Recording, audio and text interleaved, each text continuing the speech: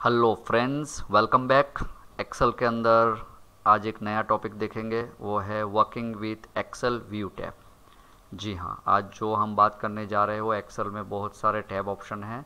उसके अंदर जो ये वाला व्यू टैब है उसके बारे में हम आज कुछ चीज़ जानेंगे कि व्यू टैब क्या हेल्पफुल है एक्सेल के अंदर।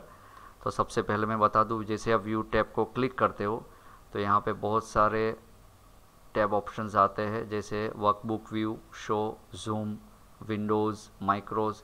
हम लोग यहाँ पे इन तीन चीज़ को आज देखेंगे और साथ ही हम लोग ये फ्रीज पैनल को भी समझने की कोशिश करेंगे। ठीक है, तो वीडियो को अंत तक ज़रूर देखेगा क्योंकि इसके बाद आपको इसकी प्रैक्टिस करनी है। तो सबसे पहले हम नॉर्मल व्यू को देखते हैं। नॉर्मल व्यू को देखने के लिए मैंने यहाँ पे एक बैलेंस शीट बनाई है। तो फ्रेंड्स, आपको पता होगा कि जैसे कि ये एक बैलेंस शीट है, यहाँ पे हमको पता नहीं चलता है कि मेरा पेज कहाँ पे एंड हो रहा है और कहाँ से स्टार्ट हो रहा है, क्योंकि एक बहुत सारी वर्कबुक हमको यहाँ पे दी गई है। वर्ड के अंदर, माइक्रोसॉफ्ट वर्ड में हमको पता चलता था कि पेज कहाँ पे ख़त्म हो रहा था। तो हम जब व्यू टैब में जाते हैं और नॉर्मल व्यू करते हैं तो ये बाय डिफ़ॉल्ट नॉर्मल व्यू होता है, जिसमें सेल कहाँ पे ख़त्म होता है, पेज कहाँ पे ख़त्म होता है और कहाँ पे स्टार्ट होता है मुझे पता नहीं चलता है। तो एक बार अगर मैंने पेज ब्रेक, यहाँ पे ये वाला ऑप्शंस बता रहा हूँ, पेज ब्रेक व्यू को मैंने क्लिक किया यहाँ पे, तो क्या हो जाएगा कि यहाँ पे मुझे बता रहा है कि कितना पोर्शन मेरा पेज 1 पे जा रहा है और कितना पोर्शन मेरा पेज 2 पे जा रहा है। ठीक है, यहाँ पे जो है ब्लू कलर की जो एक बार आ गई है वो पेज ब्रेक का इंडिकेशन करता है कि यहाँ से यहाँ तक एज पे आएगा और ये rest of the joining date है वो सेकंड पेज पे जाएगा। ठीक है, अगर आपको और अच्छी तरीके से उसका लेआउट देखना है तो आप पेज लेआउट, जो कि माइक्रोसॉफ्ट वर्ड में था, पेज लेआउट का यूज़ कर सकते हैं। आप जैसे ही पेज लेआउट को क्लिक करेंगे यहाँ पे, तो आप यहाँ पे देखिए कि ये जो पेज 1 यानी कि जो एक्सेल की जो वर्कबुक थी, जिसको हम लोग वर्कशीट बोलते हैं, शीट पे जो काम कर रहे हैं, उसने इस हिसाब से कुछ सेट कर दिया। यानी पेज 1 पे इतना मटेरियल जाएगा, टेक्स्ट जाएगा, और पेज 2 पे इतना टेक्स्ट जाएगा। तो इससे आपको पता चलता है कि मुझे कितनी कॉलम की विड्थ सेट करनी है। ठीक है, बाय डिफ़ॉल्ट क्या होता है, बाय डिफ़ॉल्ट नॉर्मल व्यू पे ही हम लोग काम करते हैं करके, यहाँ पे नॉर्मल व्यू में ही रहता है। और व्यू के अंदर कुछ खास ऑप्शन है वो मैं आपको बता देता हूँ। जैसे कि आप यहाँ पे, जैसे कि आप देखोगे तो यहाँ पे एक formula bar, heading and grid lines यहाँ पे दिखा। अब जब आप इसको अनटिक कर देते हो, यहाँ पे आपको फॉर्मूला बार अभी दिख रहा है, जैसे आप उसको अनटिक करोगे, अनटिक कर दीजिए तो देखिए यहाँ से फॉर्मूला बार गायब हो गया। अगर आप ग्रिड हेडिंग को अगर आप अनटिक कर देंगे, जैसे हेडिंग ये रहा, ये CDE ये कॉलम हेडिंग है और ये 1 2 3 4 ये रो हेडिंग है। अगर आप इसको यहाँ पे टिक कर देंगे तो यहाँ से कॉलम हेडिंग भी चला गया और यहाँ से रो हेडिंग भी चला गया।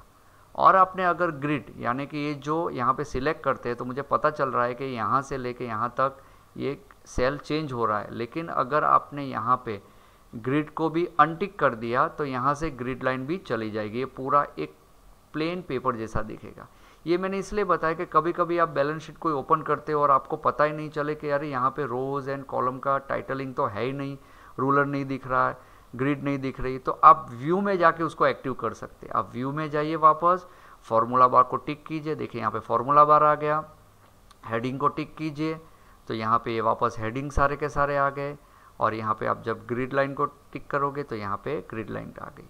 तो आपको ऑन और ऑफ करने का पता होना चाहिए करके। ठीक है, तो ये था। अभी फ्रेंड्स जो मैं बताने जा रहा हूँ ना वो ध्यान से देखिएगा, वो है फ्रीज। फ्रीज कहाँ पे काम आता है कि आप ये बैलेंस शीट पे कुछ एंट्री कर रहे हो। ठीक है, तो मैं एंट्री करते जा रहा हूँ, तो जैसे जैसे मैं एंट्री मेरी बढ़ती जाएगी तो आप देखिए जो ऊपर का जो टाइटल था वो चला गया। अभी मैं ये चीज़ की एंट्री क्या कर रहा हूँ मुझे पता ही नहीं, यहाँ पे क्या एंटर करना है, यहाँ पे क्या एंटर करना है, ये सेल पे क्या एंटर करना है। अगर टाइटल है मेरे सामने तो पता चलता है मुझे कि मुझे यहाँ पे फर्स्ट नेम देना है, मिडिल नेम देना है। ठीक है, ये मुझे सारी चीज़ें यहाँ पे पता चलती है कि यहाँ क्या देना है। लेकिन जैसे जैसे मैं बैलेंस शीट मेरी बढ़ती जाती है तो ऊपर का टाइटल यहाँ पे डिसअपियर हो जाता है। तो मैं चाहता हूँ कि मेरी एंट्री जैसे ही करते जाऊँ ये टाइटल वहीं का वहीं होना चाहिए।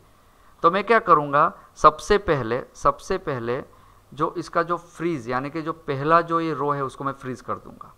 कुछ नहीं करना है आपको, यहाँ पे ये जो यहाँ पे टॉपिक है व्यू में जाके यहाँ पे जो फ्रीज लिखा हुआ है आप वहाँ पे जाइए, क्लिक कीजिए और सेकंड ऑप्शन, ठीक है, सेकंड ऑप्शन को आपको क्लिक करना जहाँ लिखा है फ्रीज टॉप रो।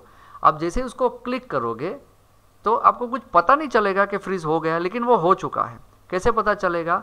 तो जब आप ड्रैग करोगे तो आप ड्रैग करिए तो देखिए टाइटल जो ऊपर का था वो वही का वही रहा। अभी मेरे लिए एकदम आसान हो गया कि मुझे यहाँ पे क्या एंट्री करना है। तो यहाँ पे मुझे रोल नंबर एंट्री करना है, यहाँ पे मुझे नाम एंट्री करना है, ठीक है,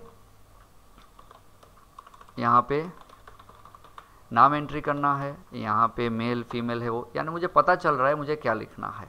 तो इसको बोलते हैं फ्रीज द पैनल। अभी अगर आपको उसको अनफ्रीज करना है, आपको यहाँ पे क्लिक करके रखना पड़ेगा। वापस आपको कहाँ जाना है? वापस आप वही जगह पे जाइए जहाँ पे गए थे फ्रीज, और आप यहाँ पे क्लिक करेंगे तो देखिए अभी आ गया अनफ्रीज द पैनल। आप उसको क्लिक कर दीजिए तो वो अनफ्रीज हो जाएगा। इसका मतलब कि आप जब भी आप उसको ड्रैग करोगे तो ये देखिए ऊपर का टाइटल बार चला जा रहा है करके, ठीक है। तो ये काम की चीज़ है। अभी एक और चीज़ है उसके अंदर, स्प्लिट यहाँ पे है, ये जो ऑप्शन है ना वो बताता हूँ। अभी फ्रीज और स्प्लिट में डिफरेंस क्या है वो बता देता हूँ। फ्रीज के अंदर हमें सिर्फ एक ही ऑप्शन मिलता है, या तो हम टॉप रो को ही फ्रीज कर सकते हैं या तो फर्स्ट कॉलम को ही फ्रीज कर सकते हैं। लेकिन मुझे ये केसेस के अंदर ऐसा चाहिए कि मुझे ये दो रो, कौन सी दो रो? ये वाली रो और ये वाली रो, जो ब्लू में है और जो येलो में है, वो दोनों मुझे यहाँ पे ही ऊपर टॉप पे फ्रीज होना चाहिए, जिससे कि जब मैं ड्रैग करूँ तो मुझे दोनों चीज़, ये जो लिखा हुआ है कि भाई इसमें क्या मेंशन किया है कि फर्स्ट नेम कैपिटल में ही लिखना है, मिडिल नेम भी कैपिटल में ही लिखना है, जेंडर है वो मेल फीमेल में ही लिखना है, बर्थ डेट है तो DDMMYY फॉर्मेट में ही लिखना है। ये मैंने एक इंडिकेशन दिया हुआ है, रिमार्क दिया हुआ है एंट्री करते समय। तो ये ये जो रो है वो फ्रीज होना चाहिए। तो उसके लिए मुझे जाना पड़ेगा यहाँ पे, कहाँ पे? स्प्लिट पे। तो जब आप स्प्लिट पे क्लिक करते हो, आप देखिए जब स्प्लिट पे क्लिक करोगे यहाँ पे, तो यहाँ पे इस हिसाब से दो लाइन आ जाएगी। ये देखिए यहाँ पे बता रहा हूँ, ऑटोमेटिकली इस तरह से आ जाएगा। तो आपको क्या करना है, आपको ये जो यहाँ की चीज़ है उसको आप ड्रैग करके एंड में रख दीजिए, लेकिन ये वाली जो है आप ड्रैग करो, बार को पकड़ के रखो, पकड़ के रखना और ड्रैग करना, और जहाँ चाहिए वहाँ पे टिक कर दो कि मुझे यहाँ तक चाहिए।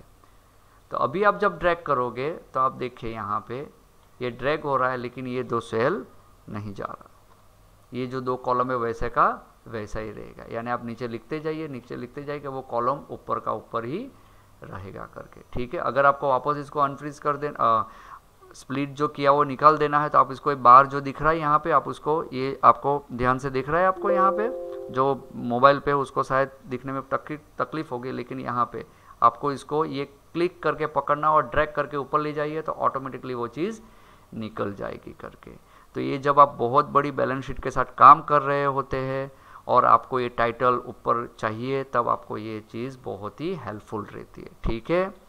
तो आप इसकी प्रैक्टिस ज़रूर कीजिए। कुछ प्रॉब्लम है तो आप मैडम से कंसल्ट कर सकते हैं। बहुत ही जल्दी नेक्स्ट वीडियो मिलूँगा, तब तक टेक केयर, बाय बाय।